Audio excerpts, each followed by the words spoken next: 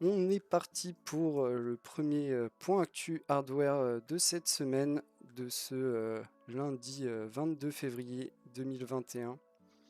Alors, aujourd'hui, au programme, comme tous les lundis, on va avoir un petit retour sur les prix des cartes graphiques, des processeurs, ainsi que les SSD et de la RAM DDR4.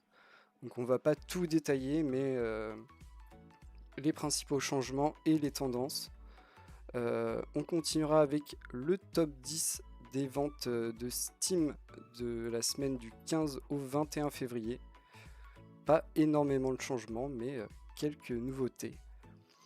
On va avoir un petit point informatique quantique. Bon, ça va être très compliqué, on va pas rentrer dans tous les détails et je vous invite à aller lire l'article que je vais vous présenter parce que c'est quand même très long et très compliqué, mais on va détailler quelques trucs et voir certains trucs que vous connaissez, vous allez voir, c'est plutôt marrant.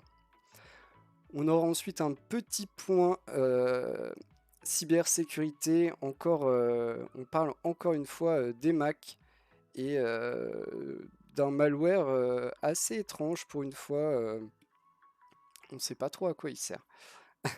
On va en parler un petit peu, on va évoquer certaines théories, mais en vrai, on ne sait pas. On aura ensuite une petite news un peu géopolitique, ça peut entraîner plein de problèmes. C'est les USA qui mettent la pression sur Taïwan pour produire plus de puces.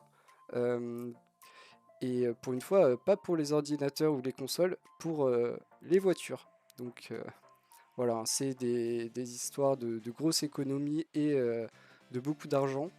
Mais en même temps, c'est aussi des relations compliquées, hein. Tout le monde dépend de Taïwan pour les puces, donc il faut faire preuve d'un peu de diplomatie. On aura ensuite notre classique point un peu plus hardware avec du support de carte graphique, deux boîtiers au programme, des boîtiers plutôt intéressants, en vrai ouais pas mal, euh, et des trucs bien dans l'actualité hardware. On va parler de la 11e génération de, de processeurs Intel et de la RTX 3060. Tout ça va bientôt sortir, donc on va en parler pas mal dans les prochains jours.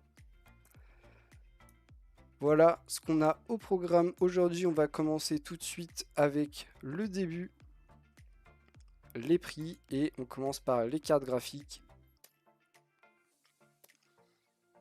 Même constat que la semaine dernière, pas de carte graphique. Euh, alors quand j'ai Aux dernières nouvelles, il y a un modèle disponible. Je ne sais pas si elle est encore disponible, mais c'était une GTX 1050.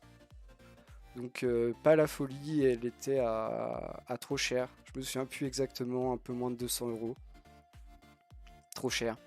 Donc clairement, j'aimerais bien traiter du prix des cartes graphiques, mais il n'y en a pas. Il n'y en a pas, donc on va pas parler. Et effectivement, il y a le prix de la 3070 qui change, mais on peut pas l'acheter. Euh, ou alors, faut être ultra réactif et il y en a 3 en stock. Donc c'est compliqué. Toujours un vrai gros problème. On espère que la 3060 fera mieux. Mais on a déjà peur et bah, les semaines se ressemblent. Il n'y a toujours pas de carte graphique dans les rayons, donc traiter de leur prix, si on ne peut pas les acheter, ça n'a pas d'intérêt. Mais c'est bien triste, croyez-moi, j'aimerais vous dire quelle carte acheter et laquelle est un prix le plus intéressant. Mais actuellement, déjà pouvoir en acheter une, c'est un exploit en soi. Donc on va passer à la suite où là il y a du stock, enfin des trucs en stock. Merci, merci d'avoir du stock. Les processeurs. Les processeurs, on a des trucs assez intéressants qui se passent.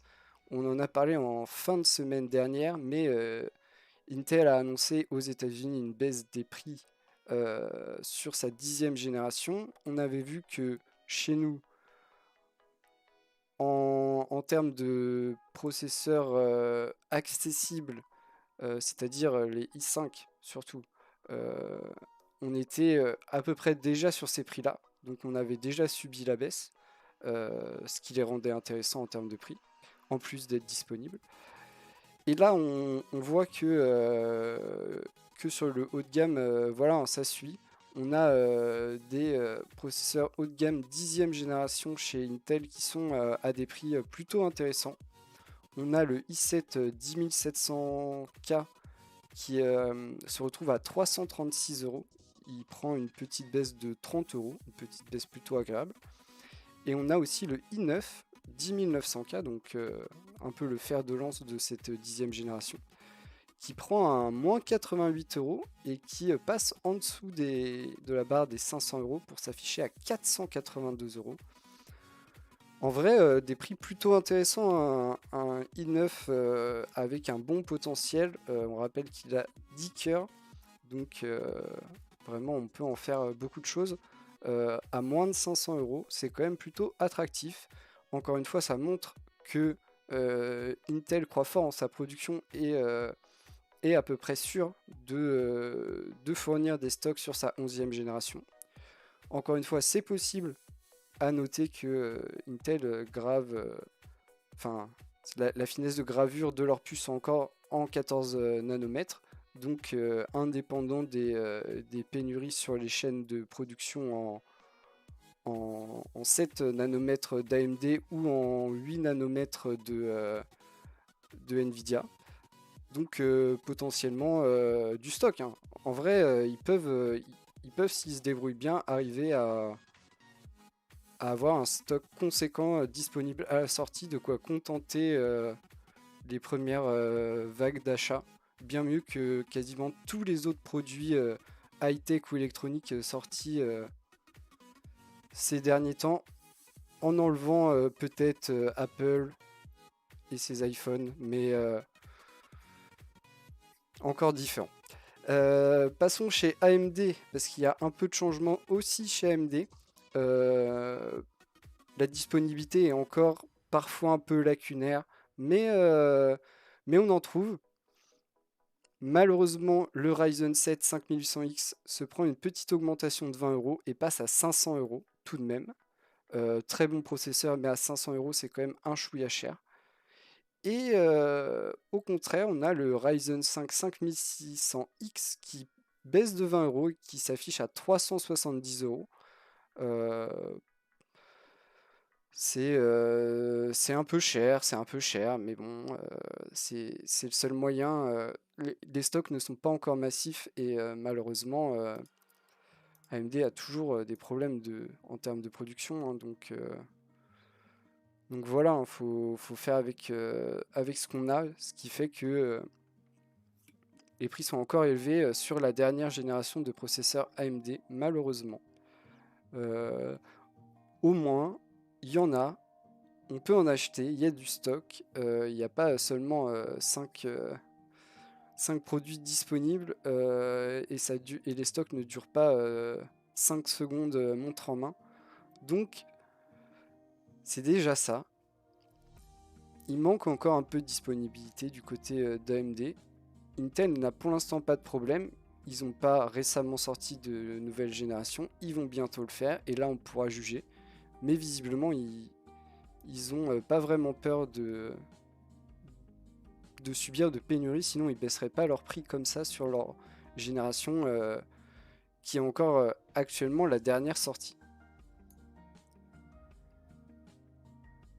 On continue avec le prix des SSD et ça va aller très très vite parce que il n'y a pas vraiment de changement, à part des changements de 2 euros ou moins. En vrai, il n'y a pas de changement. Seul truc à noter, c'est ce modèle Corsair MP600 de 1 Tera qui a un prix historiquement bas de 175 euros. Ça peut paraître cher, mais c'est un disque qui présente des débits jusqu'à quasiment 5000 émosecondes en PCI Express 4.0. Donc il est performant, c'est pas les plus performants, c'est pas les débits les plus hauts du marché, mais il est à un prix correct. Ça reste cher, hein, 175 € le Tera, mais c'est un prix correct pour ce genre de technologie. Donc toujours un moment plutôt sympa pour acheter des SSD qui visiblement ne subissent pas vraiment la crise euh, de que ça soit la crise de la hausse du coût de transport ou des pénuries. Pas trop de problèmes à ce niveau-là, on n'a pas eu de hausse de prix et ça se maintient à des prix plutôt bas. Encore une fois, on va pas se plaindre pour une fois qu'il y a quelque chose qui est en stock à des prix corrects. On prend avec grand plaisir. Donc si vous voulez acheter un SSD, vous pouvez. Euh, Pas tous les modèles, mais certains modèles sont à des prix historiquement bas. On continue avec la RAM DDR4 et là, c'est un peu moins bien. C'est un peu moins bien, on va pas se mentir. Plus de hausse que de baisse, ça veut dire tendance à la hausse. Euh, et notamment sur des, ce qui est vendu en masse, vraiment les plus grosses séries. Donc c'est un peu inquiétant. C'est pas encore des hausses énormes, même si c'est déjà des hausses qui se font sentir. À voir dans les prochaines semaines, mais déjà là, ça commence à frétiller, mais dans le mauvais sens. On aimerait plutôt que ça se calme ou que ça retombe vers le bas. À voir, hein, ça peut être, encore une fois, hein, tout le secteur de l'électronique peut être impacté par les pénuries actuelles. Ça peut être compliqué, donc à surveiller. Petite tendance à la hausse. On verra dans les prochaines semaines si la semaine prochaine c'est revenu à la normale, c'est ok. Si ça continue de monter, ça peut vite être problématique. On a fini avec les prix, on passe au top 10 des ventes Steam de la semaine passée, donc du 15 au 21 février. Alors, comme vous pouvez le voir, le podium ne change pas. Valheim reste premier. Tale of Immortal, le jeu fait par des Chinois pour les Chinois, parce qu'il est actuellement uniquement en langue chinoise, euh, reste numéro 2 et Nioh 2 est troisième. A noter quand même que, sauf erreur de ma part, Nioh 2 apparaît 2 fois dans le classement, ce qui est un peu étrange. Mais bon, je ne sais pas. Euh, À noter aussi le retour de GTA V, bon avant-dernier, mais quand même pour un jeu aussi ancien, c'est quand même plutôt fort. Euh, et l'arrivée aussi de Persona 5 Strikers, qui est sorti la semaine dernière, je crois. Je crois. Ou peut-être il y a 2 semaines. Non, non, la semaine dernière, je crois. Donc voilà, il arrive à la dernière place, mais il peut encore monter le temps que les gens le découvrent et parfois même être dans le top des ventes, même souvent être dans le top des ventes, augmente les ventes. Bah ouais, hein, parce que forcément les gens qui voient que c'est dans le top se disent bah si c'est dans le top c'est qu'il y a sûrement une raison donc je vais essayer. Donc c'est toujours un bon plan pour ce genre de jeu. Enfin pour n'importe quel genre de jeu d'ailleurs, de se retrouver dans le top 10 des ventes de Steam qui est quand même une des plus grosses, même sûrement la plus grosse plateforme de vente de jeux sur PC. On continue avec cet article qui est très intéressant mais aussi très long. Euh, je l'ai lu entièrement, mais je me suis dit que voilà, j'étais face à un problème. Je pouvais décrypter l'article avec vous, même s'il y a des trucs sur lesquels je ne suis pas assez compétent. Il y a des mathématiques de haut niveau, de la chimie de haut niveau, tout ça est très compliqué pour moi qui n'ai pas forcément toutes les connaissances, mais c'est très intéressant. Euh, on va pas rentrer dans tous les détails, sinon en plus je vais y passer vraiment une demi-heure pour vous expliquer des trucs que vous allez sûrement pas comprendre et que je vais avoir beaucoup de mal à vous expliquer. Mais on va aborder deux, trois points sur l'informatique quantique. Parce que oui, c'est des promesses incroyables, mais on nous dit ici difficile à tenir. Et oui, on sait que c'est difficile à tenir, ce n'est pas nouveau, on ne travaille pas dessus depuis quelques mois où ça fait longtemps qu'on travaille dessus et qu'on essaye d'en faire des choses. Mais clairement, déjà, il y a un problème assez majeur, c'est que on y va à tâtons. Clairement, on est là, on essaye on essaye des trucs, on voit comment ça marche et on en déduit des trucs. Vraiment, on y va de manière expérimentale. Du coup, ça pose plein de problèmes, notamment plein d'échecs, parce que bah, on teste des trucs qui parfois ne marchent pas, ou qui ne marchent pas comme on le veut. Donc forcément, ça n'avance pas vite. Déjà, premier problème, et c'est un problème logique vu qu'on sait qu'on y travaille déjà depuis longtemps et qu'on est clairement loin d'un modèle fonctionnel. Euh, Deuxièmement, c'est quand même des promesses assez incroyables parce que si on le prend dans quelques applications spécifiques, on se dit par exemple en termes de cybersécurité, euh, à l'heure actuelle, on dimensionne nos sécurités en fonction des capacités de calcul euh, qu'on est capable de fournir. À noter qu'en fait, quand on crypte quelque chose, en fait, eh ben, c'est pas inviolable, c'est juste que ça met trop de temps à être décrypté par rapport à nos capacités de calcul. C'est pas quelque chose qui est vraiment sécurisé, c'est juste que ça met trop de temps. Donc on se base sur le principe que ça prend trop de temps, donc c'est pas possible.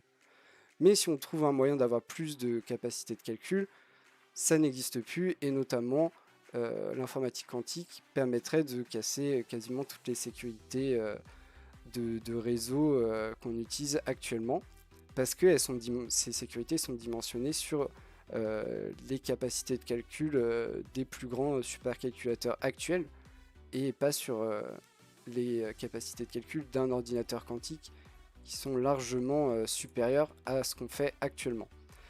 Du coup, potentiellement, aucun réseau n'est plus sécurisé et plus grand chose est sécurisé d'ailleurs. Donc ça, c'est un des trucs que nous on voit en tant que, enfin que moi je vois en tant que geek parce que voilà, je m'intéresse aussi à la cybersécurité et que je vois cet aspect-là. Euh, Bien sûr, c'est pas l'idée première quand des grandes entreprises investissent dans ces recherches, dans l'informatique quantique, ils se disent pas super, on va casser toutes les sécurités des réseaux. Ils pensent à des trucs bien plus, comment dire, bien plus propices à faire de l'argent, on va dire ça comme ça, notamment des procédés de chimie très complexes qu'on n'arrive pas du tout à simuler parce que manque de moyens de puissance de calcul, euh, et potentiellement des choses qui sont faisables en un temps infiniment plus court et bah, déjà faisables par des ordinateurs quantiques. Euh, bon, on parle de trucs assez compliqués du genre générer de l'azote. Voilà, encore une fois, je ne vais pas rentrer dans les détails parce que je n'ai pas les connaissances et j'imagine aussi que ça intéresse très peu de monde, même si c'est quand même quelque chose d'assez incroyable. Euh, donc voilà, c'est des choses qu'aujourd'hui on ne sait pas faire, sauf par des espèces de moyens détournés qui sont pas du tout efficaces, donc avec des pertes énormes, alors que à côté la nature sait le faire. Euh, de manière bien plus optimale, mais on n'arrive pas à comprendre, et un ordinateur quantique fonctionnel assez puissant nous permettrait de modéliser ça et du coup de comprendre comment ça fonctionne pour potentiellement pouvoir le reproduire. Exemple de procédé qui peut être breveté et ensuite revendu à plein de gens pour qu'ils puissent s'en servir. Et ce genre de, de projet intéresse bien plus des gros groupes qui investissent des millions, voire des milliards dans l'informatique quantique, vous imaginez bien.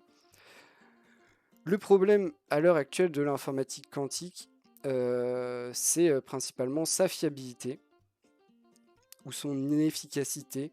Euh, En vrai, voilà, on sait à peu près faire marcher le truc, mais de manière trop hasardeuse, ce qui nous donne des résultats aussi hasardeux. En fait, c'est un peu ça l'idée. En gros, on a ce qu'on a modélisé le principe théorique de l'ordinateur quantique et on prend l'exemple d'un qubit, un qubit logique, donc théorique, qui est l'unité de calcul de base, comme nous on voit un cœur de processeur. Et bah pour vraiment avoir le résultat d'un qubit logique théorique, il nous faudrait, nous dans notre réalité avec ce qu'on est capable de faire actuellement, des centaines voire des milliers de qubits physiques parce que trop d'imperfections et du coup il nous faudrait beaucoup plus d'échantillons pour avoir un résultat pertinent. Donc ça montre à quel point on est loin de maîtriser la chose et qu'on est, on est vraiment à tâtons en train d'essayer de perfectionner notre savoir pour potentiellement un jour arriver à quelque chose de fonctionnel. C'est l'espoir de tous les chercheurs en informatique quantique. Mais rien n'est garanti non plus, hein. Ça reste quelque chose de théorique sur le papier qu'on essaye de reproduire en réalité. Mais peut-être qu'un jour on va être confronté à un problème qui va nous montrer qu'on ne peut pas à l'heure actuelle le faire, voire pas du tout d'ailleurs. Et on ne sait pas. Par contre, ce que je voulais vous montrer, et ça c'est assez intéressant, c'est ce visuel qui nous montre une map monde et plein d'entreprises, vraiment plein d'entreprises qui travaillent ou investissent dans l'informatique quantique, en notant en plus que c'est non exhaustif, donc c'est pas tout, c'est juste une partie.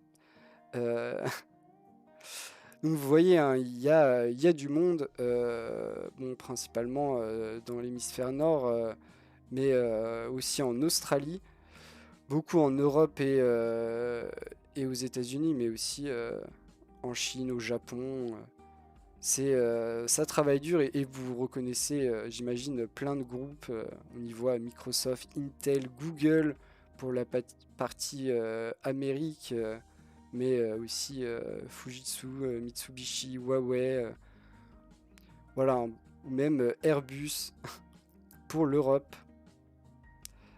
Donc beaucoup de choses, beaucoup de gens qui s'y intéressent parce que sur le papier c'est quand même quelque chose d'incroyable. Les applications possibles sont sur le papier infini. La problématique c'est qu'à l'heure actuelle on est clairement loin de quelque chose de fonctionnel, même d'approcher quelque chose de fonctionnel. Je vous ai dit juste avant, pour avoir les résultats de ce qu'on devrait avoir pour un cœur, et ben il nous faut des centaines, voire des milliers. Ça pose des soucis. Après, on verra, hein, les choses peuvent avancer très rapidement s'il y a des découvertes et des résultats probants qui apparaissent. Vu qu'on va aussi de manière expérimentale, il faut bien tester et on verra après. C'est le meilleur moyen de savoir si ça marche ou pas et si on peut vraiment en faire quelque chose. Mais forcément, les promesses sont infinies. Pour l'instant, on est forcément déçu, mais c'est un peu souvent la règle, hein, dans la recherche. Il faut bien chercher pour trouver quelque chose, donc on continue la recherche. Et nous, on continue avec un étrange malware. Et effectivement, plutôt bizarre, hein, plutôt chelou comme malware. Surtout à noter que du coup, il a infecté au moins 30 000 Mac. Donc, quand même un nombre d'appareils assez élevé. En plus des Mac qui n'est peut-être pas en général l'appareil le plus ciblé, même si ça a peut-être tendance à un peu changer. À noter que dans ces appareils, on y retrouve des Mac avec des processeurs Intel, mais aussi des Mac équipés des dernières puces M1. Donc c'est aussi le deuxième malware trouvé compatible, enfin compatible, performant contre ces nouveaux appareils.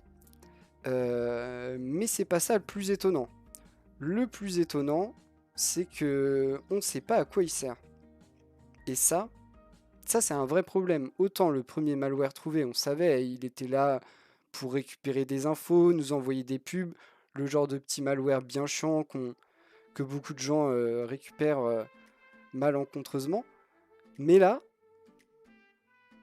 on ne sait pas.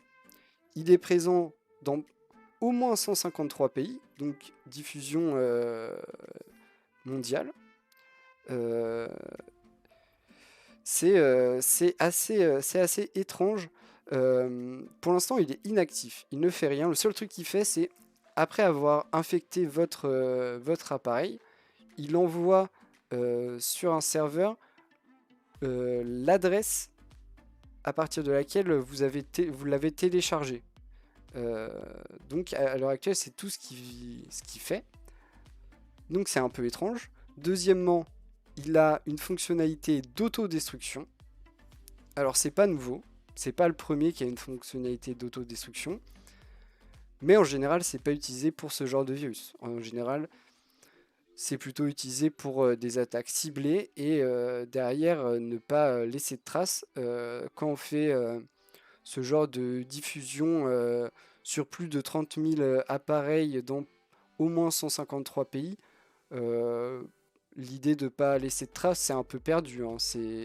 Donc pourquoi l'autodestruction ça fait un peu penser à un genre de démo technique d'un virus, montrer ce qu'il est capable de faire sans rien faire. Vraiment une démo, quoi. En mode, voilà, il peut faire ça, il peut infecter tant de monde. Ou alors, pourquoi pas, savoir par quelle plateforme on peut potentiellement mieux diffuser un virus. Mais c'est assez étrange. C'est assez étrange quand même de créer un virus qui ne fait rien. À part potentiellement pouvoir s'auto-détruire. Donc voilà. Mais seul problème, c'est que à tout moment, il peut être activé pour faire quelque chose. Il est quand même en lien avec des données et il peut être utilisé pour exécuter du code à tout moment. Donc quand même pas sympa hein, sur le papier. Potentiellement très problématique, mais actuellement inactif. Donc si vous avez un Mac et que vous téléchargez parfois des trucs un peu sans faire attention, faites attention de ne pas avoir ce virus, il est potentiellement pas sympa. On continue avec des affaires de pays, parce que on est effectivement face à une pénurie de puces.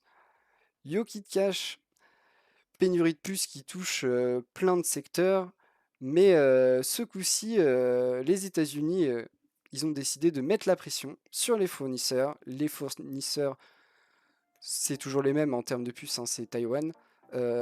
Ils font la plupart des puces mondiales, vraiment. Donc les USA, ils sont pas contents. Ils vont voir Taïwan, ils leur disent on veut plus de puces. Et on parle pas de puces pour les PC, hein. En vrai, les USA, ils n'ont pas grand chose à faire. Il n'y a pas beaucoup de PC qui sont assemblés sur le territoire américain, croyez-moi. Euh, Là, on parle de l'automobile. Et par contre, l'automobile, grosse économie, très très grosse économie, hein, pas que aux États-Unis, mais notamment aux États-Unis. Et voilà, hein, ils sont pas chauds. Ils sont pas chauds, comme dans beaucoup de pays, il n'y a pas forcément une économie au plus haut et avoir des problèmes de production à cause d'une pénurie de matériel, ça doit leur faire un peu mal. En plus, connaissant les États-Unis, c'est pas trop dans leur ADN d'attendre. Euh, donc ils y vont direct, ils vont voir Taïwan. Mais par contre, il faut quand même y aller avec quelques pincettes parce que ça reste de la diplomatie internationale et Taïwan fournit des puces à quasiment tout le monde. Donc on peut pas non plus faire n'importe quoi. Les États-Unis ont aucun intérêt à se mettre Taïwan à dos. Juste, ils leur ont glissé un petit mot en disant ouais, s'il y a moyen d'avoir un peu plus de puces, ce serait cool. Taïwan a bien sûr répondu, on fait notre mieux pour augmenter notre production et fournir des puces à tout le monde. En vrai, ils leur ont pas dit qu'ils allaient leur donner plus de puces à eux qu'aux autres, juste qu'ils faisaient leur mieux pour avoir une production la plus importante possible et contenter tous les acheteurs. Mais voilà, hein, clairement, encore un problème de la pénurie, notamment des semi-conducteurs, hein. On en revient toujours au même point. Euh, donc intéressant quand même de voir que même les États-Unis ne peuvent pas tout se permettre et doivent faire ça avec les amabilités qui convient à la diplomatie internationale. Ça me fait bien rire, mais en vrai, c'est pas les seuls, pas les seuls qui sont dans ce cas-là. Beaucoup de pénurie de puces en ce moment, dans beaucoup de secteurs. Après, effectivement, le secteur automobile représente une manne financière à beaucoup d'États, notamment, notamment de l'hémisphère nord, hein. Notamment l'hémisphère nord. On va retomber un peu plus dans du hardware, truc plus simple que de la géopolitique. On est sur quelque chose de très très simple en plus, un petit support de carte graphique. Bon, vous connaissez ma position sur les cartes graphiques à la verticale. Euh, c'est joli, mais en vrai, d'un point de vue purement technique et performance, je suis pas sûr que ça apporte grand-chose. Mais par contre, c'est vrai que c'est joli, surtout si vous avez une belle vue sur votre boîtier avec une fenêtre et tout. Je comprends très bien. Et ici, on est quand même sur un truc plutôt sympa et plutôt réussi. On a une grande partie en vert trempé avec du RGB. Et en vrai, je trouve ça plutôt sympa. À voir après dans quelle configuration. Mais ça intègre beaucoup de choses que j'aime. Déjà, le vert trempé, je trouve ça vraiment incroyable dans un boîtier. Deuxièmement, il y a un peu d'éclairage sans que ça soit too much, avec des beaux effets de reflets. J'aime beaucoup. Et en plus, c'est pas si cher que ça coûte seulement 25 euros. Ouais, c'est un peu cher. Mais il y a du RGB. Il y a du RGB et franchement, quand vous en êtes à mettre un support pour mettre votre carte graphique à la verticale pour avoir une belle config, vous pouvez bien mettre 25 euros pour avoir le plus beau des supports de carte graphique. En vrai, je trouve vraiment réussi. Peut-être juste l'intégration de cette partie-là, on aurait peut-être pu faire mieux. Mais à voir hein, sur une V2, pourquoi pas. Si vous entendez ça un jour du côté de chez Cooler Master, voilà, c'est mon avis perso rien qu'à moi. Mais en vrai, je trouve ça plutôt sympa, plutôt bien réussi et à un prix correct. À noter quand même qu'il y a du RGB et le RGB rajoute en général au moins 20% à la note minimum, voire plus parfois. C'est un peu comme la couleur blanc. La couleur blanc, ça peut rajouter très très cher sur la note finale. On continue avec des boîtiers. On va en avoir deux. Le premier, on l'avait déjà vu. Je l'avais déjà commenté avec cette fameuse demi-fenêtre. Alors moi, j'avoue que la demi-fenêtre, pas convaincu. Pas méga convaincu. Petite question là-dessus. J'aurais préféré une fenêtre totale. Mais bon, après, voilà, c'est un choix de design. Donc ça plaira sûrement à des gens. À noter que c'est un boîtier pas ultra grand, même s'il sera quand même assez imposant. Mais on n'est pas dans du très très grand boîtier. Il sera par contre pas ultra compatible avec des ventirades parce qu'on sera limité à 145 mm. Mais par contre, beaucoup plus largement compatible avec du water cooling jusqu'à 360 mm. Vous pourrez mettre jusqu'à 8, non pas du tout 8, 7, 6. 6, non. Ventilateur, waouh, c'était dur à dire. Ventilateur, 6 ventilateurs, non en plus pas 6, 7 ventilateurs. 7 ventilateurs à l'intérieur, ce qui est pas mal. Et puis sinon, on retrouve tout ce qui est classique, hein, en termes de support pour disque dur. On va avoir les paniers sous le cache d'alimentation. On va avoir les platines à l'arrière. Voilà, tout ça. Et aujourd'hui, on a les prix. Et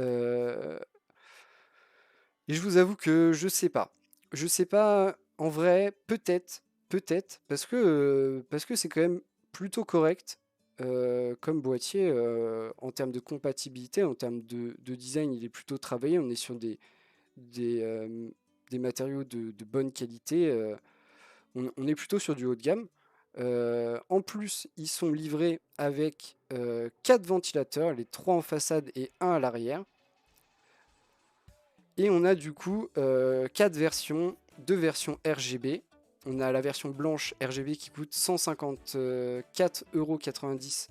Alors elle est blanche, du coup elle coûte plus cher. La version en noir coûte seulement 147,90 €. On a du coup les 3 ventilateurs RGB en façade. Et si vous voulez pas forcément de RGB, c'est 105,90 € en noir ou 109,90 € en blanc. Mais en vrai, sans le RGB, c'est ok, surtout avec 4 ventilateurs fournis. Avec le RGB, ça fait quand même cher les ventilateurs RGB, je trouve. Euh, et quand même, petite question hein, là-dessus, hein. Moi, je sais pas ce que vous en pensez. J'avoue que c'est mes goûts à moi. Mais moi, j'aurais préféré une fenêtre entière qu'une demi-fenêtre. Je comprends pas, je comprends pas le design de la demi-fenêtre. Après, je suis pas designer. Je suis pas, je suis pas les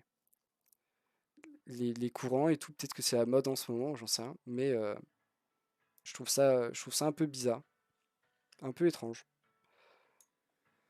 On continue avec un Zalman. Euh, ouais, bah voilà, hein, comme quoi. Peut-être moi qui. C'est vrai que c'est un peu atypique. C'est vrai que c'est un peu atypique. On continue du coup avec un Zalman, le Z8. Alors on a vu quoi? Le Z9, le Z3. Ici on est sur le Z8. Du coup, je n'arrive plus à m'y faire avec leur gamme, mais il est plutôt sympa. Il est plutôt sympa. J'aime bien cette idée d'avoir une fenêtre sur charnière. Ça, j'aime bien l'idée. Donc, du coup, il faut avoir de la place. Mais c'est une bonne idée pour pas casser la fenêtre. Euh, il est pas très grand. On est sur de l'ATX, mais pas non plus ultra compatible avec tout. Vous aurez quand même la place de mettre pas mal de trucs, hein. Euh, une grande carte graphique, peut-être pas les plus grande, je crois que vous êtes à 300 jusqu'à 360 mm. Donc c'est pas mal. Et en fait, il le décline en plusieurs versions. Du coup, encore une fois, avec RGB, sans RGB, avec une fenêtre, sans fenêtre. Et pour le coup, on est sur des prix bien plus accessibles parce qu'on est sur 75 € pour la moins chère et jusqu'à 90 €. 90 €, vous aurez le RGB et la fenêtre. Donc c'est quand même plutôt sympa. Zalman, encore une fois, qui fait des bons boîtiers vraiment dans le milieu de gamme, quoi. Vraiment, on n'est pas sur de l'access, on renie pas sur la qualité, euh, mais on n'est pas non plus sur les matériaux nobles et haut de gamme. Et on se trouve vraiment dans une bonne gamme de prix qui va intéresser beaucoup de monde avec des boîtiers compatibles avec beaucoup de choses où vous pourrez mettre des configs récentes dedans et assez puissantes tout en ayant un look assez soft et une bonne aération. Donc je trouve ça vraiment intéressant. Franchement, sur les 3 boîtiers qu'ils ont présentés, je trouve qu'ils ont quasiment tous leur place euh, et que vraiment Zalman propose des bons produits à des prix accessibles. Parce que bon, hein, c'est toujours facile de, sur un boîtier très cher, dire bah voilà, c'est un bon boîtier. Bah ouais, mais il coûte cher aussi.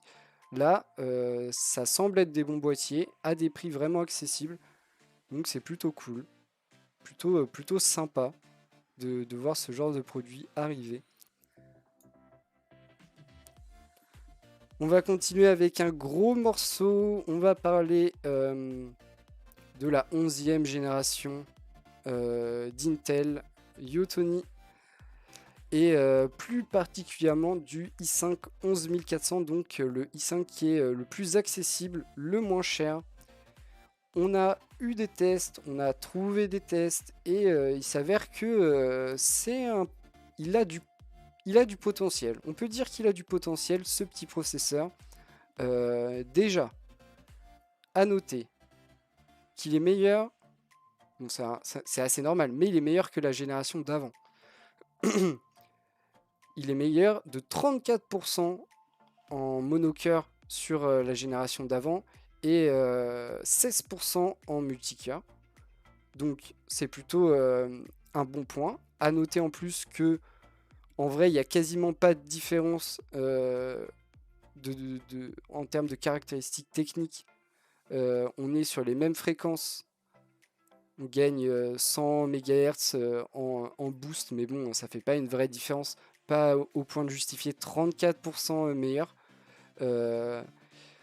À noter aussi que en monocœur, du coup, il est meilleur que n'importe quel processeur de la 10e génération. Alors qu'on parle du i5 qui sera le plus accessible, qui est censé normalement être en dessous des 200 €. Donc plutôt sympa. Bon, bien sûr, en multi, on reste sur du i5, hein, donc on révolutionne pas les choses.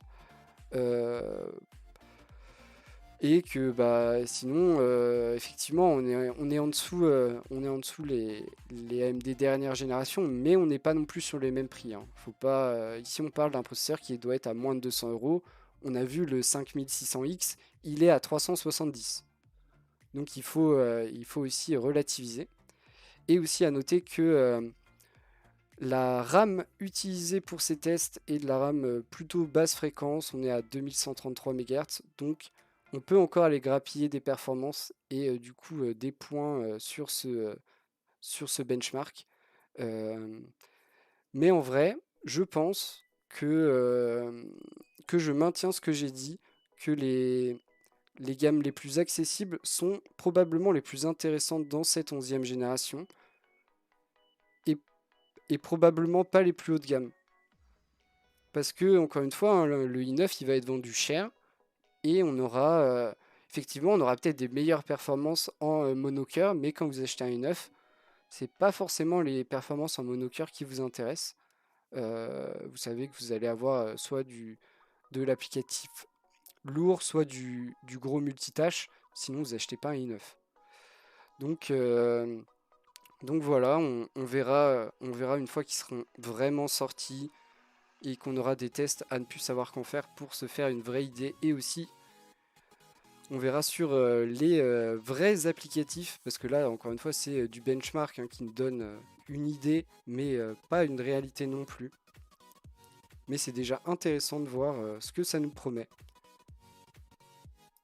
À voir aussi les prix et la disponibilité. Alors, est-ce qu'on va parler de la disponibilité sur celle-là? J'espère pas trop, mais on va sûrement en parler. On va d'abord parler du benchmark de ces 3060 qui sortiront très très bientôt. J'imagine que vous êtes impatients. Alors, qu'est-ce qu'on peut en dire? On va aller direct au beau petit tableau où on la compare aux autres cartes, notamment la génération d'avant, les 2070 et les 2060, mais aussi les dernières sorties. Donc ça, encore une fois, ça a été fait sur un outil de benchmark. Donc ce n'est pas une vérité pour tout, mais plutôt un aperçu de ce que ça peut donner. Et on est plutôt bien, on est sur du plus 19% par rapport à la 2060, donc à la génération d'avant. On est sur du plus 9% par rapport à la 2070, donc c'est plutôt pas mal. On est forcément en dessous en termes de performance par rapport à la 3060 Ti, on est environ à moins 18%. Donc on voit bien qu'elle est inférieure en termes de performance. ce qui devait être le cas. Ça va, les gammes sont respectées. Encore une fois, on nous promet 329 $, mais on a du mal à y croire. À noter que la puce utilisée pour ce modèle est une puce qui n'a pas encore été utilisée. C'est vrai, c'est les premiers modèles qui utilisent cette puce. Et c'est pour ça que cette carte est sortie après. Là où la 3060 Ti partage la même puce, vous le voyez ici, que la 3070, la GA104, et la 3080 et 3090 partagent la même aussi. Donc voilà, on nous promet quand même des résultats plutôt satisfaisants, hein. Plus 34% par rapport à une 2060 qui est déjà plutôt efficace, hein. On va pas, c'est sûr, on est loin d'avoir les performances d'une 3080 ou d'une 3090, mais une 2060 permet déjà de jouer à pas mal de trucs dans des bonnes conditions. Après, effectivement, c'est aussi une question de résolution. Quand vous allez chercher une résolution supérieure à la Full HD, euh, il va falloir avoir un peu plus de performance, mais ça promet beaucoup en termes de performance. J'ai l'impression de dire beaucoup de performance. Euh, à voir s'il y en aura et combien elles coûteront. Et du coup, ça me permet d'enchaîner directement avec les dernières news. Alors, on nous dit que des 3060 sont déjà disponibles en occasion, mais à des prix au-delà du raisonnable. Euh, déjà, elles sont listées dans certaines boutiques à plus de 500 euros, de manière officielle, pas en occasion. Mais vu que Nvidia a annoncé qu'elles allaient être bridées pour le mining et que, bien sûr, on le sait, c'est les mineurs de crypto-monnaies qui sont les plus organisés, et bah eux avaient déjà mis la main sur des cartes, on ne sait pas comment, ou précommander certaines cartes, et ils les refourguent déjà parce qu'ils ne peuvent pas les utiliser, mais à des prix totalement incroyables, du genre 1080 $ pour une 3060. Euh, Pas content. Non, en vrai, quoi dire d'autre, c'est pas cool. Déjà, comment ils ont réussi à mettre la main sur des cartes qui ne sont pas sorties, et ensuite, franchement, revendez-les à des prix plus corrects. Ça se fait pas. Donc voilà, hein, ça promet un beau bordel pour la sortie des 3060. Je suis bien content de ne pas avoir à acheter une carte graphique dans l'immédiat parce que ça me ferait bien péter un plomb. Et on continue avec les tarifs aux États-Unis des 3060 avec encore une fois des prix plutôt indécents. On est entre 485 $ et 515 $. Encore une fois, annoncé à 329 $ ou 335 € chez nous. Imaginez, en gros, ça fait le même histoire, hein. Ça fait une carte graphique à plus de 500 €, une 3060 à plus de 500 € chez nous. Euh, voilà, hein. Je pense que vous pensez la même chose que moi, on n'a pas besoin de le dire, mais on va probablement pleurer des larmes de sang à la sortie de ces cartes. Et pourtant Nvidia a fait en sorte que les mineurs de crypto-monnaies s'en désintéressent. On verra bien, mais ça fait un peu peur. Voilà, on termine ce point actu sur ces tristes nouvelles. On espère se tromper et que la sortie se passera bien, il y aura des stocks et des prix corrects. Encore une fois, le manque de Founders Edition, de cartes faites par Nvidia, nous promet la ribambelle de prix bien plus élevé que les 335 € promis par Nvidia, comme ça a été le cas sur tous les modèles de cartes, hein. En vrai, tous les derniers modèles sortis custom étaient à des prix bien supérieurs que les Founders Edition. Donc voilà, c'est un peu triste, mais on attendra la sortie pour savoir si c'est aussi triste qu'on le pense ou pas. Pas sûr, pas sûr sur cette histoire. En tout cas, j'espère que vous avez tout de même apprécié notre point actu hardware du jour, le premier de la semaine, et on aura la suite demain, comme d'habitude.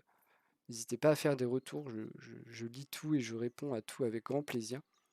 Et je prends tout ce qui peut me faire progresser.